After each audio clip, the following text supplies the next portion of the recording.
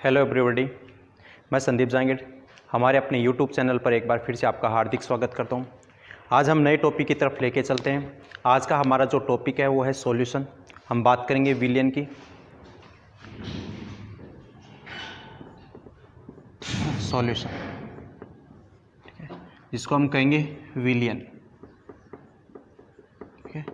और हम जो ये अभी जो विलियन की जो बात करेंगे, यह है विलियन हमारा रहेगा होमोजीनस टाइप का। किस टाइप के विलियन की हम बात करेंगे? होमोजीनस टाइप की, समांगी विलियन की हम बात करेंगे, ठीक है। और समांगी विलियन का मतलब क्या होता है कि जो सोल्यूट होता है, जो विलय होता है, वो सॉल्वेंट के अंदर क्या होता है, पूरी कंप्लीटली रूप से क्या होता है, डिजोल्व हो जाता है, पूरी रूप से क्या हो जाता है, घुल जाता है। उसको हम क्या कहेंगे? होमोजीनस कहेंगे। जैसे हम बात करते हैं एक छोटे से एग्जाम्पल की तरफ, ठीक है। जैसे हमारे पास में एक ऐसे ग्लास है, ठीक है, और इस ग्लास के अंदर जैसे हमने नमक डाल दिया, NaCl डाल दिया, ठीक है। और इस NaCl को जैसे हमने यहाँ पे क्या कहते हैं, इसको अच्छे से हिलाते हैं, ठीक है। हिलाने के बाद में पूरा जो NaCl है इस वाटर के अंदर क्या हो जाता है, डिजोल्व हो जाता है, घुल जाता है। अब देखो, घुलने के बाद में आप देखो कि यदि हम यहाँ से टेस्ट करते हैं वाटर का, ठीक है, तो भी वहाँ पे जो टेस्ट आएगा वो सेम आएगा, ठीक है। यदि हम यहाँ पे भी बात करेंगे, यहाँ से वाटर लेके चलते हैं, तो यहाँ पे भी जो NaCl का जो टेस्ट आएगा वो क्या आएगा, सेम टेस्ट आता है। इसका मतलब ऐसे सॉल्यूशन को हम क्या कहेंगे? समांगी सॉल्यूशन कहेंगे। ट्रू सॉल्यूशन के नाम से भी इसको जाना जाएगा। हम कौन से सॉल्यूशन की बात करें? ट्रू सॉल्यूशन या वास्तविक विलियन की बात करें, ठीक है। अब देखो, सॉल्यूशन है, ये दो कंपोनेंट आएंगे हमारे पास में। एक तो है सोल्यूट, ठीक है, और दूसरा होगा सॉल्वेंट।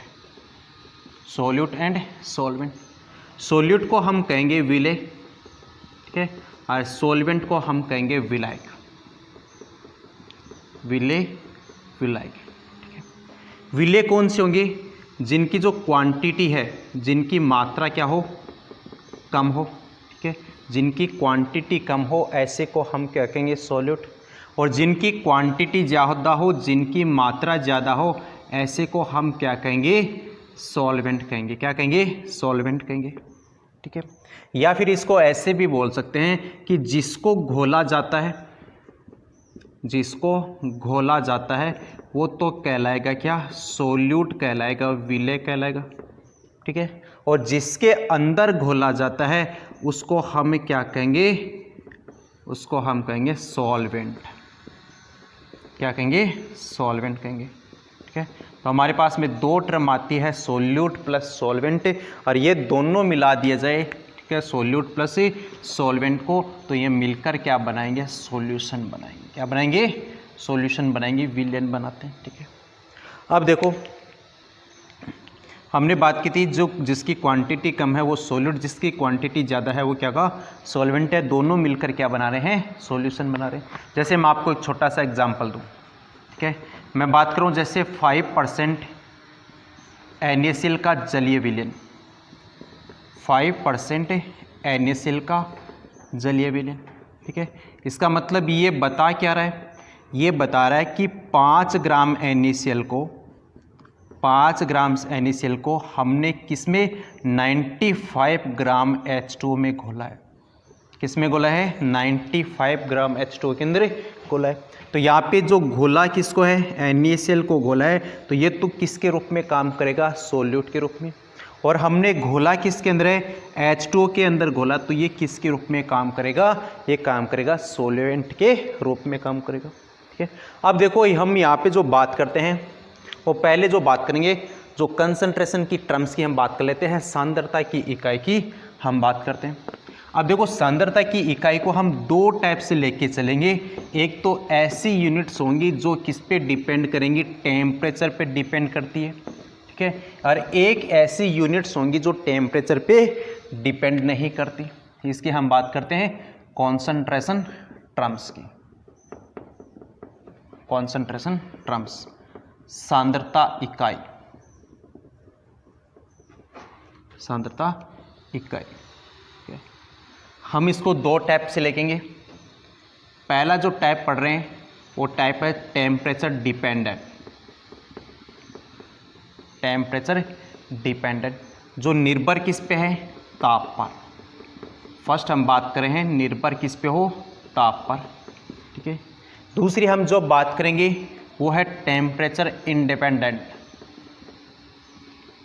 टेम्परेचर इंडिपेंडेंट, ठीक है। और वो हमारे पास में किसकी बात करें, ताप पर निर्भर नहीं, किसकी बात करें हैं, ताप पर निर्भर नहीं, ताप से क्या होती है, स्वतंत्र होगी। इससे पहले हमारे पास में ये टर्म आ रहा है कंसंट्रेशन, इसका मतलब क्या है, इसको समझते हैं, ठीक है। देखो कंसंट्रेशन सांद्रता का मतलब होता है कि आपने जो सोल्यूट को है उस 1 लीटर विलियन की आपने कितना गोला है उसको हम क्या कहेंगे, कंसंट्रेशन कहेंगे। या फिर आप ऐसे भी बोल सकते हो कि जो सोल्यूट है उस सोल्यूट को आपने 1 केजी विलायक के अंदर कितना गोला है उसको हम क्या कहेंगे, उसको कंसंट्रेशन कहेंगे। क्या कहेंगे, कंसंट्रेशन कहेंगे। तो हम नॉर्मली वर्ड्स में कह सकते हैं कि मतलब सोल्यूट की वह मात्रा जिसको हम 1 लीटर विलियन में या फिर 1 केजी विलायक में घोला है उसको हमने क्या बोला है, कंसंट्रेशन के, क्या कहेंगे, कंसंट्रेशन के। अब देखो हम जो बात करें यहाँ पे, हम एक तो बात करें हैं ताप पर निर्भर, तो ताप पर निर्भर कौन सी होगी, ऐसी आपके पास में यूनिट्स होगी जिनके पास में हो आयतन, क्या हो, आयतन हो, ठीक है। जिनके पास में आयतन आ रहा है ऐसी यूनिट्स किस पे डिपेंड करेंगी, टेम्परेचर पे डिपेंड करेंगी। काफ़ी इंपॉर्टेंट क्वेश्चन बनता है ऐसे, ठीक है। और एक यूनिट ऐसी है जिनके अंदर वॉल्यूम नहीं आता, वहाँ पे मास आए, ठीक है, द्रव्यमान आए, ऐसी को हम क्या कहेंगे, ताप पे निर्भर नहीं रहेंगे, वो टेम्परेचर क्या होती है, इंडिपेंडेंट रहती है, ठीक है। अब देखो आपसे डायरेक्ट क्वेश्चन पूछ लिया जाए कि यहाँ से कौन सी ऐसी टर्म्स है जो टेम्परेचर पे डिपेंड करती है और कौन सी ऐसी टर्म्स होती है जो टेम्परेचर पे डिपेंड नहीं करती। टेम्परेचर पे डिपेंड वो करेगी जिनके फॉर्मूले के अंदर क्या आ रहा है, वॉल्यूम आ रहा है, ठीक है। या फिर हम बात करें टेम्परेचर पे डिपेंड वो नहीं करेगी जिनके पास में फॉर्मूले में वॉल्यूम नहीं आ रहा, वो हमारे पे किस पे, टेम्परेचर पे डिपेंड नहीं करेंगे, उनमें वहाँ पे क्या आएगा, मास आएगा, ठीक है। जैसे हम बात करते हैं टेम्परेचर डिपेंडेंट कौन कौन सी है, जैसे मैं बात करता हूँ परसेंटेज W/V, ठीक है, देख लो वॉल्यूम आ रहा है, ठीक है। इसी टाइप से हम बात करेंगे परसेंटेज V/V, यह भी देखो यहाँ पे भी वॉल्यूम आ रहा है, ठीक है। हम बात करते हैं मोलरिटी की, किसकी बात करें, मोलरिटी, मोलरता, किसकी बात करें, मोलरता, ठीक है। इसी टाइप से हम बात करेंगे नॉर्मेलिटी की, नॉर्मेलिटी जिसको हम कहेंगे नॉर्मलता, मोलरता, नॉर्मलता, ठीक है। इसी टाइप से हम बात करेंगे फॉर्मेलिटी की, फॉर्मेलिटी की जिसको हम कहते हैं फॉर्मलता, क्या कहेंगे, फॉर्मलता कहेंगे। इनको हम एक एक को डिटेल से लेके चलेंगे। इन सब में वॉल्यूम आता है, इसका मतलब ये सारी की सारी किस पे डिपेंड करेंगी, टेम्परेचर पे डिपेंड करती है, ठीक है।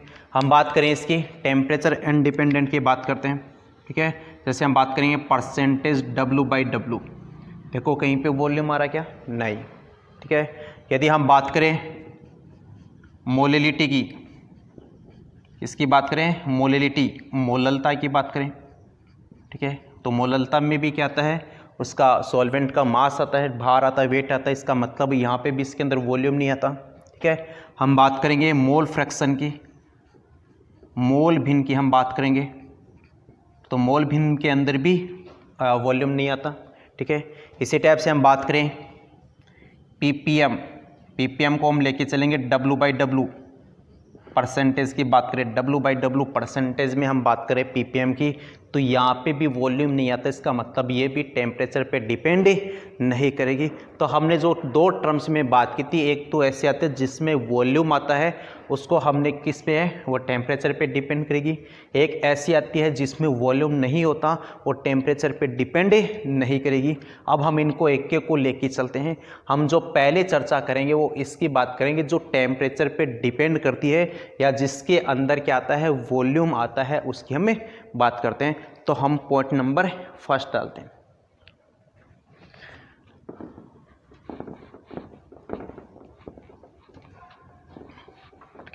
और पॉइंट नंबर फर्स्ट में हम पहला जो डिस्कस करते हैं वो है हमारे पास में परसेंटेज W/V की, इसकी बात करते हैं, ठीक है। देखो ये रिप्रेजेंट क्या करता है, ये तो रिप्रेजेंट करेगा सोल्यूट को, किसको रिप्रेजेंट करेगा, सोल्यूट को, विलय को। और ये V किसको रिप्रेजेंट करेगा, ये रिप्रेजेंट करेगा सॉल्वेंट को। किसको करेगा? सॉल्वेंट को, विलायक को। ठीक है, तो आप इसको कैसे लिखोगे? Percentage W by V equal में वेट ऑफ सॉल्यूट, विलय का भार, वेट ऑफ सॉल्यूट विलय का भार बटे वॉल्यूम ऑफ सॉल्यूशन विलयन का आयतन, वॉल्यूम ऑफ सॉल्यूशन विलयन का आयतन। अब परसेंटेज दे रखा है, इसका मतलब इसको आप मल्टीप्लाई किससे कर दोगे? 100 से। किससे कर दोगे? 100 से। तो हमारे पास में पहला एक फॉर्मूला तैयार हो जाता है। हम बात किसकी करें हैं? परसेंटेज W बाई वी की बात करें। मतलब क्या है? Wait of solute by volume of solution into आपको क्या किया? हमने 100 किया। इसका मतलब हमारे पास में परसेंटेज निकल के आ जाएगा। हम पहले इनके फॉर्मूले की चर्चा करेंगे, उसके बाद में हम इनको न्यूमेरिकल के अंदर अप्लाई करेंगे, कैसे आपको इसको सॉल्यूशन करना है। ठीक है, तो हमने जो पहली टर्म्स है वो टर्म्स देख ली W बाई वी की। सेकेंड जो टर्म्स है हमारे पास में वो कौन सी है? Percentage V by V, percentage V by V. ठीक है, इसका मतलब ये ऊपर वाला V किसको है? ये रिप्रेजेंट करेगा किसका? सॉल्वेंट को। तो मैं लिख सकता हूँ, वॉल्यूम किसको रिप्रेजेंट करेगा? सॉल्यूट को। ठीक है, उसके बाद में हमारे पास में क्या है? वॉल्यूम ऑफ सॉल्यूट, ठीक है, विलय का आयतन बटे वॉल्यूम ऑफ सॉल्यूशन। ठीक है, और इसको भी हमने मल्टीप्लाई किससे किया? 100 से। किससे करना है? 100 से। लेकिन आपको छोटी सी बात आपको याद रखनी है, हम जो यहाँ पे वॉल्यूम की बात करें, ये वॉल्यूम हमारा किस में रहेगा? ml में। ठीक है, हमने यहाँ पे सॉल्यूट के वॉल्यूम की बात की, इसको भी हम किस में लेके चलेंगे? ml में। यदि हम यहाँ पे सॉल्यूशन की वॉल्यूम की हम बात करें तो ये भी किस में रहेगा? ml में। किस में रहेगा? ml के अंदर, मिली लीटर के अंदर रहेगा।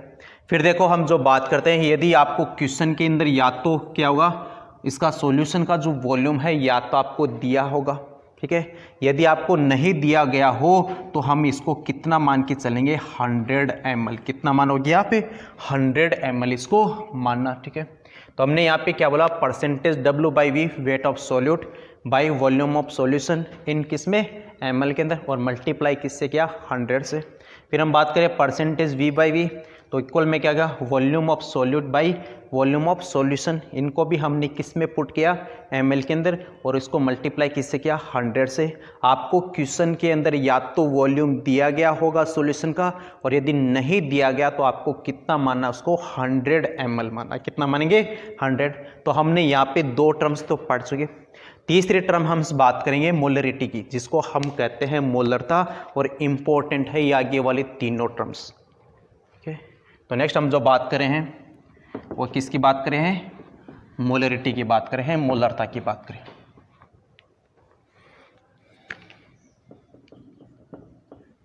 मोलरता, जिसको हम रिप्रेजेंट करते हैं कैपिटल M से। किससे करेंगे? कैपिटल M से।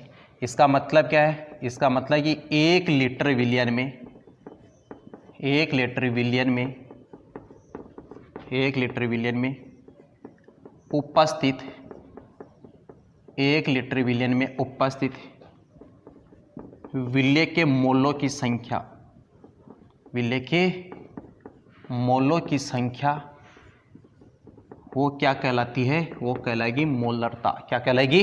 मोलरता। तो आप इसको कैसे लिखोगे? तो हमने यहाँ पे क्या बात की है कि 1 लीटर विलियन है, मतलब विलियन का आयतन कितना है? 1 लीटर, और उसके अंदर विलय के मोल कितने हैं, इसको हम क्या कहेंगे? मोलरता कहेंगे। क्या कहेंगे? मोलरता। तो हम इसको कैसे लिखेंगे? कैपिटल M बराबर मोलरता बराबर, ठीक है, विलय के मोलों की संख्या, नंबर ऑफ मोल, विलय के मोलों की संख्या, number of mole of solute by विलियन का आयतन, विलियन का आयतन। ठीक है, और ये आयतन हमने किस में लिया है? यहाँ पे लीटर में लिया है। किस में लिया है? लीटर में। तो आप इसको कैसे लिखोगे? तो ऐसे भी लिख सकते हैं, number of mole of solute, विलय के मोलों की संख्या बटे वॉल्यूम ऑफ सॉल्यूशन, विलियन का आयतन, किसमें? लीटर में। ठीक है, यहाँ तक बात समझ में आ गई। ठीक है। अब देखो हम इसको और लेके चलते हैं, ठीक है। हमने मोल कैलकुलेट करना सीखा था मोल कॉन्सेप्ट के अंदर, कैसे मोल कैलकुलेट करते हैं उसकी हमने बात की थी, ठीक है। तो हम इसको और डिटेल में लिख सकते हैं कि मोल बराबर क्या होगा, ठीक है। मोल बराबर है विलेय का भार, विलेय का भार, ठीक है, बट्टे हम क्या लिख देंगे उसको, अणुभार। क्या लिखेंगे, अणुभार, मोलर मास, ठीक है। तो हम इसको ऐसे भी लिख सकते हैं, weight of solute, weight of solute by molar mass, by क्या कर रहे हैं, मोलर मास। तो हम इसको ऐसे भी लिख सकते हैं, W बाई हम लिख देते हैं जैसे एम नोट कर देते हैं, मोलर मास, ठीक है। तो हम यहाँ पे मोल की जगह ये लिख सकते हैं, ठीक है। तो हमने यहाँ पे पुट किया, ठीक है। हमारे पास में मोल को हम रिप्रेजेंट किससे करेंगे, एन से, स्मॉल एन से। वॉल्यूम हमारे पास में क्या है, V लीटर, ठीक है। तो हमने एन की जगह क्या लिख देते हैं, एन की जगह हमारे पास में आ जाएगा W बाई एम नोट कर देते हैं, ठीक है। तो हमारे पास फॉर्मूला क्या गया, एम बराबर W by M naught into V litre, ठीक है। ये तो हमने किसकी बात की थी, ये तो हम तब बात कर रहे हैं जब हमारे को आयतन किस में दिया है, लीटर में दिया है। अब जब हमको यहाँ पे ml के अंदर यदि आयतन दिया हो तो हमको क्या करना है, ऊपर वाली जो डाटा है उसको हम किससे मल्टीप्लाई कर देते हैं, 1000 से, ठीक है। तो हम इसको ऐसे भी लिख सकते हैं, W by M naught into VML into 1000, ठीक है, ऐसा। तो ये हमारे पास में ये फॉर्मूला आ जाता है, ठीक है। तो आप देखो यहाँ पे वॉल्यूम आ रहा है, ठीक है। और जब वॉल्यूम आ रहा है इसका मतलब ये डिपेंड किसके ऊपर करेगी, टेम्परेचर पे डिपेंड करेगी। तो हमारे पास में फॉर्मूला क्या है, 1 लीटर विलयन में उपस्थित विलेय के मोलों की संख्या क्या कहलाती है, वो कहलाती है मोलरता कहलाती है। तो हमारे पास में फॉर्मूला क्या आ जाता है, विलेय के मोल बट्टे विलयन का आयतन। हमने यहाँ पे जो आयतन है वो किस में लेके चले, 1 लीटर में, ठीक है। फिर हमने बात की थी कि मोल आप कैसे कैलकुलेट करते हैं, तो हम मोल कॉन्सेप्ट में पढ़ते हैं, विलेय का भार बट्टे हम क्या कर देते हैं, अणुभार कर देते हैं, ठीक है। अब हमको यहाँ पे जो भार दिया उसको हम डिवाइड किससे कर देते हैं, अणुभार से हम डिवाइड कर देते हैं, तो हमारे पास में क्या आ जाते हैं, मोल आ जाते हैं, ठीक है। फिर हमने लिखा W by M naught, M naught का मतलब हमने यहाँ पे क्या लिखा है, विलेय का अणुभार लिखा है। याद रखना ये जो अणुभार है ये अणुभार किसका रहेगा, विलेय का, ठीक है, विलेय का अणुभार रहेगा, ठीक है। तो हमने W बाई एम नोट किया, W का मतलब विलेय का भार, एम नोट का मतलब क्या हो गया, विलेय का अणुभार, ये हमने यहाँ पे पुट किया, ठीक है। और जैसे पुट किया हमारे पास में ये फॉर्मूला तैयार होता है। फिर हमने बात की यदि हमको वॉल्यूम कभी कभार जैसे ml में दे दिया जाए तो या तो उस ml को आपको कन्वर्ट किस में करना है, लीटर में, या फिर आप क्या करना है, ml आपको यूज कर सकते हो, उसको ऊपर वाली जो डाटा है उसका मल्टीप्लाई किससे कर देते हैं, 1000 से मल्टीप्लाई कर देते हैं, तो हमारे पास में क्या आ जाती है, ये मोलरिटी आ जाती है, मोलरता आ जाती है, ठीक है। तो हमने जो बात की थी ये बात किसकी की थी, मोलरता की बात की थी। अब जो नेक्स्ट जो बात करेंगे वो बात किसकी करेंगे, वो करते हैं नॉर्मलता की, नॉर्मलता।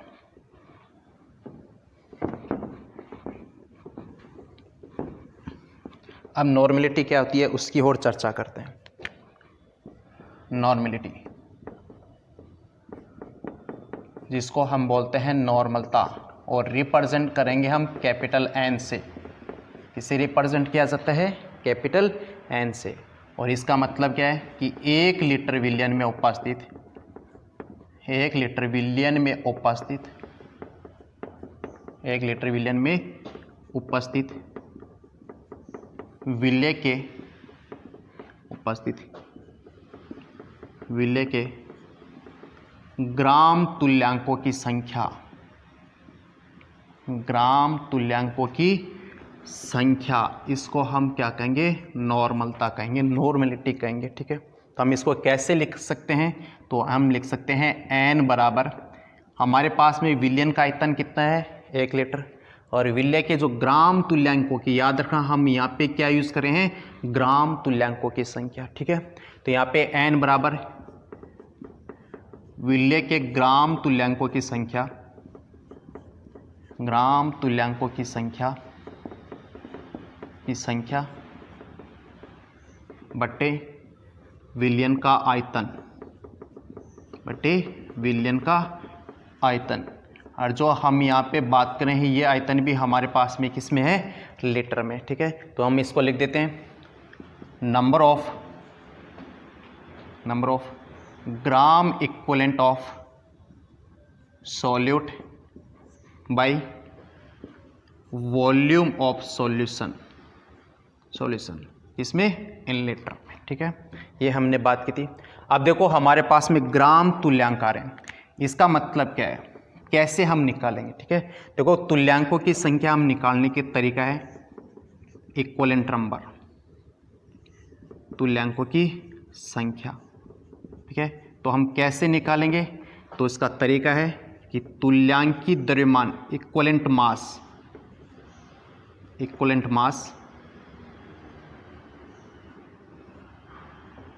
तुल्यांकों की संख्या ग्राम तुल्यांकों की निकालने का तरीका है कि विलेय का भार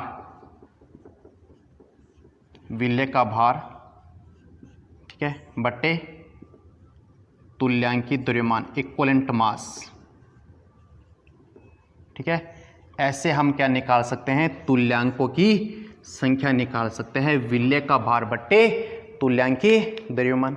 अब देखो ये तुल्यांकी द्रव्यमान क्या होता है, इसकी चर्चा और कर लेते हैं। ठीक है, देखो इक्विवेलेंट मास तुल्यांकी द्रव्यमान बराबर हमारे पास में आता है कि अणुभार जो मोलर मास है उसको हम डिवाइड कर देते हैं किससे, एन फैक्टर से, एन कारक से हम क्या कर देते हैं, उसको डिवाइड कर देते हैं। तो हमारे पास में क्या आ जाता है, तुल्यांकी द्रव्यमान आ जाता है। तो इसको हम कहेंगे इक्विवेलेंट मास। ठीक है, इसको हम कहेंगे अणुभार को मोलर मास। ठीक है, उसके बाद में हम जो बात करें तुल्यांकों की संख्या, मतलब इसको हम कहेंगे इक्विवेलेंट नंबर की हम बात करें। ठीक है, तो हम कैसे निकालते हैं, n बराबर विलेय के ग्राम तुल्यांकों की संख्या बट्टे विलयन का आयतन। और विलेय का ग्राम तुल्यांकों की संख्या हम कैसे निकालेंगे, तो सेम वही है, विलेय का भार बट्टे हमने अब यहाँ पे क्या यूज किया है, तुल्यांकी द्रव्यमान इक्विवेलेंट मास यूज किया। ठीक है, अब इक्विवेलेंट मास हम कैसे निकालते हैं कि विलेय का जो अणुभार है उसको हम डिवाइड कर देते हैं किससे, एन फैक्टर से हम डिवाइड कर देते हैं, हमारे पास में क्या आ जाता है, तुल्यांकी द्रव्यमान आ जाता है। ठीक है, अब देखो ये एन फैक्टर क्या है, इसकी बात और करते हैं, ये क्या लफड़ा है एन फैक्टर का। ठीक है, देखो एन फैक्टर की हम चर्चा करते हैं। ठीक है, तो एन फैक्टर में यदि एसिड के केस में बात करूं, अम्ल के केस में बात करूं, किसकी बात करूं, अम्ल के केस में, तो अम्ल के केस में जैसे हमारे पास में HCl है, किसकी बात करें, HCl, तो ये चेंज किस में होगा, टूटकर H पॉजिटिव Cl नेगेटिव, किसमें है, H पॉजिटिव Cl नेगेटिव। इसका मतलब यहाँ पे N की वैल्यू कितनी है, 1, कितना है, 1। यदि हम बात करें H2SO4 की, ठीक है, तो ये किस में चेंज हो जाता है, 2H पॉजिटिव SO4 -2। इसका मतलब यहाँ पे N की वैल्यू कितनी है, 2। ठीक है, कैसे पता चला, तो हम जनरली कह सकते हैं कि यहाँ पे कोई भी एसिड है वो कितने H पॉजिटिव देता है, उसको हम क्या कहेंगे, एन फैक्टर कहेंगे। क्या कहेंगे, एन फैक्टर कहेंगे इन जनरली कंडीशन है किसमें, एसिड के अंदर। और यदि हम यही बात करें कि इसमें बेस के अंदर बात करें, क्षार में हम बात करें, तो हम कैसे लिखेंगे, जैसे मैं बात कर लेता हूँ NaOH की, किसकी बात करूँ, NaOH की, तो यहाँ पे देखो क्या देगा, ये Na पॉजिटिव देगा प्लस में OH नेगेटिव देगा। तो यहाँ पे हमारे पास में N फैक्टर कितना आ रहा है, 1 आ रहा है, कितना हो गया, 1। तो यहाँ पे भी आप जनरली क्या कहोगे कि जो बेस है कितने OH नेगेटिव देगा, उसको हम वहाँ पे क्या कहेंगे, N फैक्टर कहेंगे। क्या कहेंगे, N फैक्टर। तो हमारे पास में N फैक्टर हम ऐसे निकाल सकते हैं, जैसे मैं बात करूँ अब कैसे निकालेंगे, जैसे देखो H2SO4 की मैं बात करूँ, H2SO4 का आप जब अणुभार कैलकुलेट करते हो तो इसका आता है 98, कितना आएगा, 98। कैसे, हाइड्रोजन का 1, ठीक है, फिर यहाँ पे 2 है तो 2 गए, सल्फर का कितना है, 32, फिर 1 ऑक्सीजन का 16, 4 ऑक्सीजन कितने हो गए, 64, 64 32 कितने हो गए, 96, 96 2 हाइड्रोजन कितने हो गए, 98। अब हमारे पास में एन फैक्टर की वैल्यू कितनी आ रही है, 2, तो हम यहाँ पे 2 पुट कर देते हैं, तो हमारे पास में आंसर कितना आ जाता है, 49। अब इस 49 49 को हम क्या कहेंगे, इसको हम कहेंगे तुल्यांकी द्रव्यमान। क्या कहेंगे, तुल्यांकी द्रव्यमान। और ये तुल्यांकी द्रव्यमान आपको यहाँ पे पुट करना है, और यहाँ पे विलेय का भार आपको दिया गया होगा, हम यहाँ पे क्या निकाल सकते हैं, ग्राम तुल्यांकों की संख्या निकाल सकते हैं। और ये ग्राम तुल्यांकों की संख्या आपको यहाँ पे पुट करनी है। हाँ, और फिर उसके बाद में विलयन का आयतन दिया हो तो हम यहाँ से क्या निकाल सकते हैं, नॉर्मलिटी निकाल सकते हैं, नॉर्मलता कैलकुलेट कर सकते हैं। ठीक है, तो ऐसे आपको क्या करना है, सॉल्यूशन करना है। हमने बात की थी एसिड के केस में, हमने बात की थी बेसिक के केस में। ठीक है, बेस के केस में यदि मैं बात करूं, ठीक है, सोल्ट के केस में, किसकी बात करूं, सोल्ट की बात करूं, लवण के केस में बात करूं, यहां पे आप कैसे एन फैक्टर निकालोगे। ठीक है, जैसे अपने पास में सोल्ट में कौन है, NaCl, कौन सा है, NaCl की बात करें तो यहाँ पे आप क्या देगा, जब टूटने पे Na पॉजिटिव प्लस में Cl नेगेटिव, यही तो देगा। ठीक है, तो आपको इनमें से क्या करना है, या तो पॉजिटिव को ले लो या फिर नेगेटिव को ले लो, टोटल आपको चार्ज लेना है। ठीक है, या तो पॉजिटिव का या फिर नेगेटिव का, उसी को हम क्या कहेंगे, एन फैक्टर कहेंगे। क्या कहेंगे, एन फैक्टर। तो यहाँ पे एन फैक्टर कितना आ रहा है, 1 आ रहा है। कितना है, 1। हम बात कर रहे हैं या तो पॉजिटिव की या फिर नेगेटिव की। जैसे मैं बात करूं La2SO4 का होल थ्राइस, इसकी बात करते हैं तो ये देखो क्या देगा, ये एल्यूमिनियम +3 2 प्लस यहाँ पे देखो 2 एल्यूमिनियम +3 SO4 -2, इसका कितना 3। तो यहाँ पे देखो पॉजिटिव कितने, 3 × 2 6, नेगेटिव कितने, 3 × 2 कितने हैं, 6। इनमें से आप कोई भी एक ले लो, या तो पॉजिटिव वाला या ले लो नेगेटिव वाला। ये हमारे पास में क्या कहलाएगा, एन फैक्टर कहलाएगा। क्या कहलाएगा, एन फैक्टर कहलाता है। तो हम ऐसे इस टाइप से एन फैक्टर निकाल लेते हैं। हमने बात की थी एसिड के केस में, हमने बात की थी बेस के केस में, हमने बात की थी किसमें, सोल्ट के केस में। और एक आपको और अच्छा बता देता हूँ, हम बात करें किसके अंदर, ऑक्सीडाइजिंग एंड रिड्यूसिंग के केस के अंदर भी, उसमें हम एन फैक्टर कैसे निकालते हैं। तो उनमें आपको देखना पड़ेगा कि वहाँ पे इलेक्ट्रॉन का एक्सचेंज कितना हुआ। ठीक है, तो हम बात किसकी करें, रिड्यूसिंग के केस में, और हम बात करेंगे ऑक्सीडाइजिंग एजेंट के केस में। यहाँ पे हम कैसे कैलकुलेट करते हैं एन फैक्टर। ठीक है, तो यहाँ पे देखो मैं आपको एक छोटा सा एग्जांपल दे देता हूँ। जैसे मैं बात करूँ KMnO4 की, किसकी बात करूँ, KMnO4। तो ये KMnO4 क्या करता है, जब एसिड में H पॉजिटिव में, तो ये चेंज हो जाता है किसमें, Mn+2 में। किसमें चेंज हो रहा है, Mn+2 में। ठीक है, तो यहाँ पे देखो इसके अंदर Mn की ऑक्सीडेशन जब हम निकालेंगे तो यहाँ पे कितने आएगी, +7 आई। कितनी है, +7। ये +7 से जा किस में रहा है, +2 में तो जा रहा है। तो यहाँ पे चेंज कितने होगा, 5 का। तो इसका मतलब यहाँ पे इसका एन फैक्टर कितना कहलाएगा, 5 कहलाएगा। कितना है, 5। ठीक है, अब इसको हम कैसे निकालेंगे, इसका जो इक्विवेलेंट मास निकालने का तरीका है, इसका मोलर मास बाई 5 कर दो। और KMnO4 का जो मोलर मास होता है वो होता है 158। कितना है, 158। तो हमारे पास में आंसर क्या आएगा, 158/5 कर देना, और ये लगभग आ जाएगा 31.6। कितना आएगा, 31.6। तो इसका मतलब KMnO4 का हम जब एसिडिक मीडियम की बात करते हैं तो एसिडिक मीडियम के अंदर इसका जो इक्विवेलेंट मास आता है वो मास कितना आएगा, या तो आप m/5 लिख दो, या फिर इसको 158/5 कर दो, या फिर इसको कैलकुलेट करने के बाद में कितना आएगा, 31.6 आंसर आएगा। ये हमने जो बात की थी वो किसकी बात करें, एसिडिक मीडियम की बात करें। अब इसके बाद में हम बात करते हैं किसकी, बेसिक मीडियम की बात करते हैं। ठीक है, बेसिक मीडियम का मतलब हम यहाँ पे लिख देते हैं OH नेगेटिव। किसकी बात करूँ, OH नेगेटिव। और OH नेगेटिव के अंदर ये देता है K2MnO4। क्या देगा, K2MnO4। या तो ऐसे लिख दो या फिर इसको MnO4-2 भी लिख सकते हैं। ठीक है, तो यहाँ पे ये Mn कौन से में, +7 में। यहाँ पे निकालो कितना आएगा, 4 दूनी 8 +6 में आएगा। किस में, +6 में। इसका मतलब यहाँ पे जो चेंज, वो चेंज कितने का है, 1 का। तो यहाँ पे एन फैक्टर कितना आता है हमारे पास में, 1। और इसका इक्विवेलेंट मास कैसे निकालोगे, m/1। क्या हो गया, m/1। m का मतलब हो गया मोलर मास किसका, KMnO4 का, और हमको पता है कितना है, 158। और एन फैक्टर की वैल्यू कितनी आ रही है, 1। तो ये हमारे पास में क्या जाता है, इक्विवेलेंट वेट आ जाएगा कितना, m/1। ये किसकी बात करें हम, ये बात करें हैं बेसिक मीडियम की बात करें। फिर हम जो थर्ड और लेके चलते हैं, यदि हम बात कर लेते हैं न्यूट्रल के अंदर, उदासीन में। ठीक है, तो उदासीन के केस में क्या होता है, न्यूट्रल में, न्यूट्रल के केस में ये चेंज होता है MnO2 में। किस में चेंज होगा, MnO2 में। फिर से यहाँ पे KMnO4 के अंदर कितना है, +7। यहाँ पे MnO2 कितना आएगा, +4। चेंज कितने का है 3 का, तो n बराबर कितना है 3। तो यहाँ पे क्या लिख सकते हैं, इक्वलेंट जो मास आएगा वो कितना गया, वो है मोलर मास बाई 3। इसका मतलब इसको हम लिख सकते हैं 158/3 लिख सकते हैं। ऐसे हम एसिडिक मीडियम, बेसिक मीडियम और न्यूट्रल मीडियम के अंदर क्या कर, सॉरी न्यूट्रल के अंदर क्या कर सकते, निकाल सकते हैं। तो हम मैंने बात की थी आपको n फैक्टर की, अब हम लेके चलते हैं नॉर्मेलिटी की तरफ वापस। ठीक है, तो हमारे पास में देखो क्या रहा था, n = ग्राम तुल्यांकों की संख्या। ठीक है, और ग्राम तुल्यांकों की संख्या जगह हमने क्या लिख दिया, विले का बार, तो इसको W लिख देता हूँ। उसके बाद इक्विवेलेंट मास, इक्विवेलेंट मास की जगह मैं EM लिख देता हूँ। ठीक है, क्योंकि मैंने इक्विवेलेंट मास को क्या बोला है, EM का है।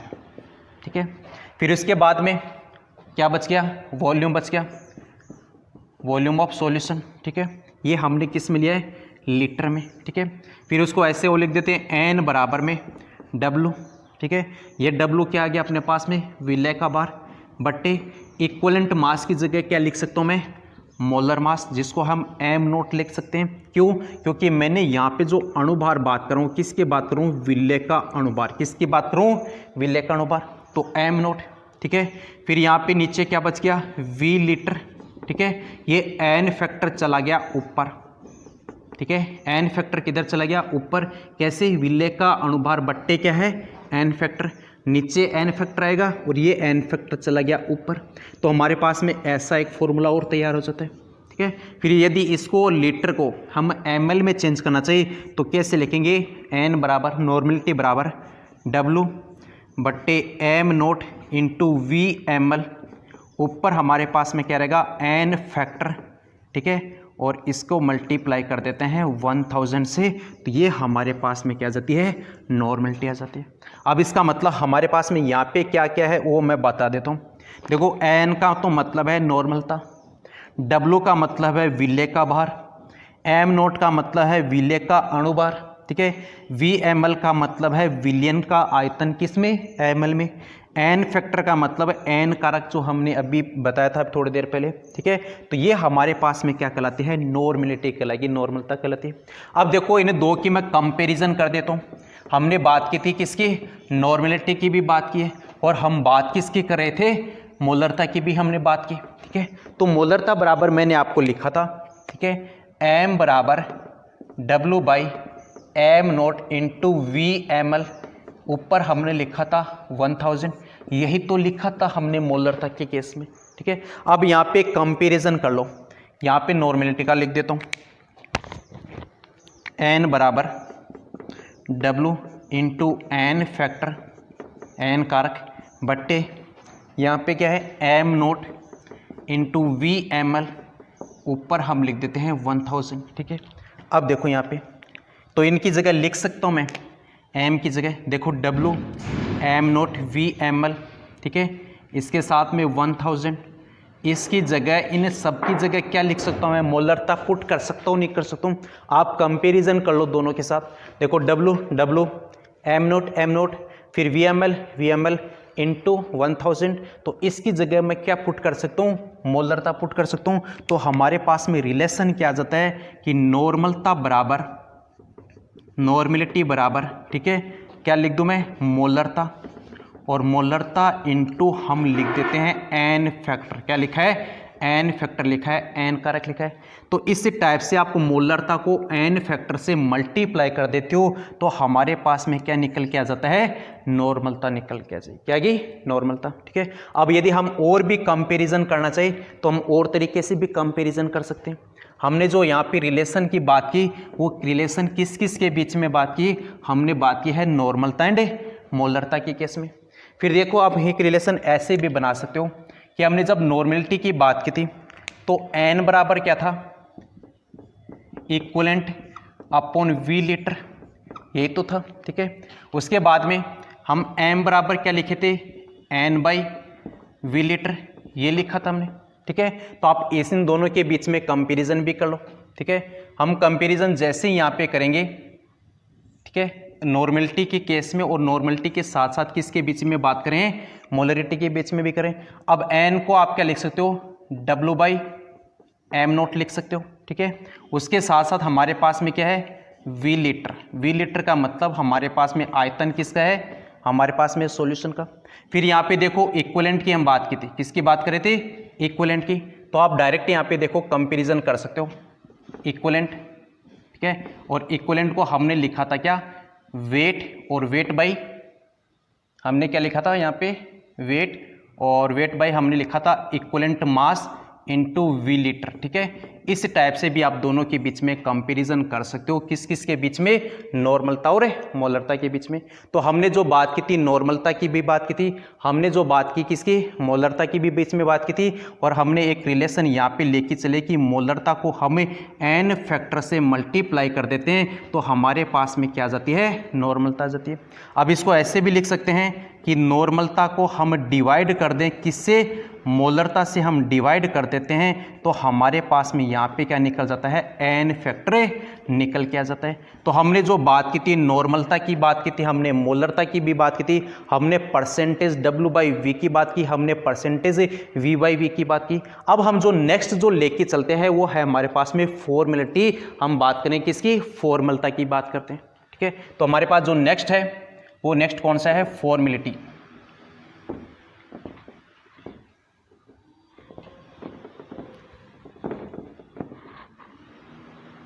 हमने n फैक्टर आपको निकालना बताया, कैसे आप n फैक्टर निकाल सकते हो।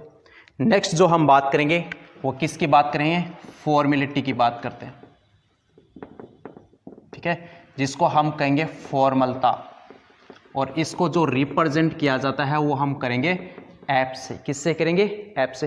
अब देखो फॉर्मलता होती क्या है, वो होती कि 1 लीटर विलियन में, 1 लीटर विलियन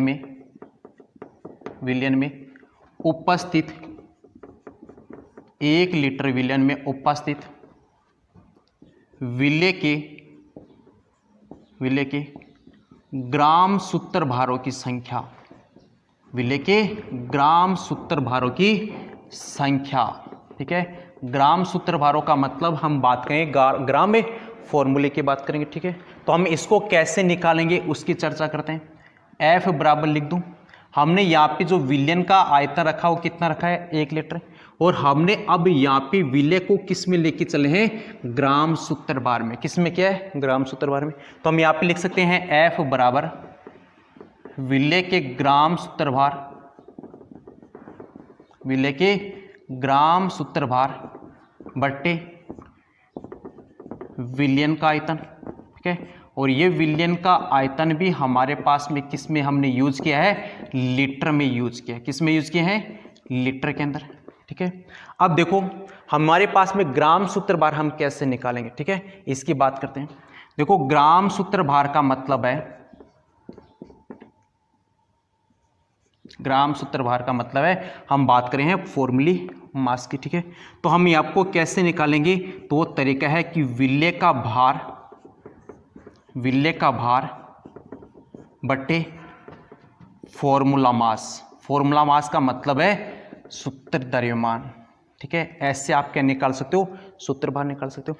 लेकिन हमको जो यहाँ पे हम जो फॉर्मूला मास यूज करते हैं, याद रखना ये फॉर्मूला मास हमारे पास में क्या होता है, ऑब्जर्व टाइप का होता है। हम इसको क्या करेंगे, ऑब्जर्व करते हैं, प्रेक्षित करते हैं, ठीक है। लेकिन जब हम बात कर रहे थे किसकी, मोलरता के केस में हमने जो बात की थी, उस मोलरता के केस में जो अणुभार होता है वो अणुभार हमारे पास में किस टाइप का होता है, थ्योरेटिकल टाइप का होता है। किस टाइप का है, थ्योरेटिकल टाइप का होता है। तो दोनों के बीच में आपको याद रखना है, हमारे पास में जो फॉर्मूलता के केस में जो अणुभार हम जो यूज करते हैं, ये हम यूज किसके रूप में करते हैं, ऑब्जर्वर रूप के रूप में यूज करते हैं, प्रेक्षित के रूप में यूज करते हैं। लेकिन जब हम बात करें हैं मोलरता के केस में, तो मोलरता के केस में हमारे पास जो अणुभार होता है वो क्या होता है, थ्योरेटिकल होता है। क्या होगा, थ्योरेटिकल। तो आप इसको लिख सकते हो, मैं यहाँ पे ग्राम सूत्रभार की जगह ये पूरा डाटा यहाँ पे पुट कर दूँ, और जैसे पुट कर देता हूँ एफ बराबर, ठीक है, भार को हम रिप्रेजेंट कर देते हैं हम W से,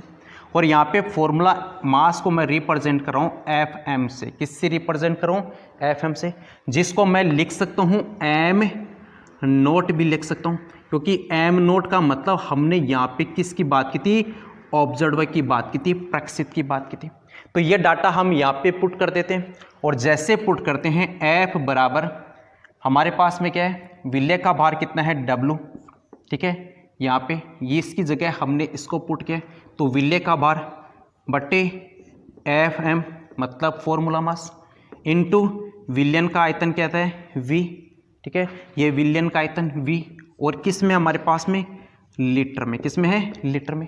फिर देखो हमको यदि आपको वॉल्यूम ml में दिया जाए तो आपको क्या करना है, फॉर्मेलिटी बराबर W विलेय का भार, ठीक है, बटे FM का मतलब हमारे पास में किसकी बात करें, फॉर्मूला मास की बात करें, ठीक है, into V litre V ml कर देते हैं क्योंकि हमने लीटर को चेंज किस में किया है ml के अंदर, और ऊपर हम मल्टीप्लाई किससे कर देंगे 1000 से, तो हमारे पास में ये क्या आ जाता है फॉर्मेलिटी आ जाती है, क्या आ गई फॉर्मेलिटी।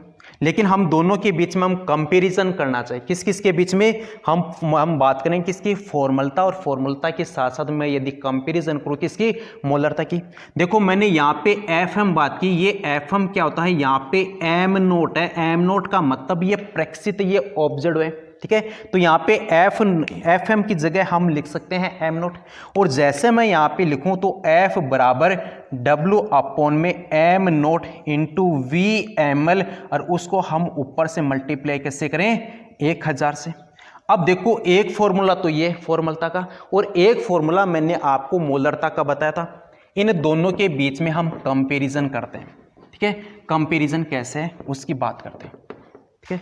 हमने बात की तो m बराबर हमारा क्या था W अपॉन, हम यहाँ पे MT कर लेते हैं, थ्योरेटिकल कर लेते हैं, इनटू V ml, ठीक है, ऊपर हम यहाँ पे क्या कर देते हैं 1000 से, जहाँ पे हमने M नोट लिखा था जब मोलरता के केस में, हम वहाँ पे MT कर लेते हैं क्योंकि ये जो मास आता है ये हमारे पास में क्या आएगा थ्योरेटिकल आ गया है, थ्योरेटिकल मतलब ये सैद्धांतिक है, ठीक है, और ये जो हम बात करें यहाँ पे फॉर्मूला मास की, ये क्या होता है ऑब्जर्व होता है प्रेक्षितों का।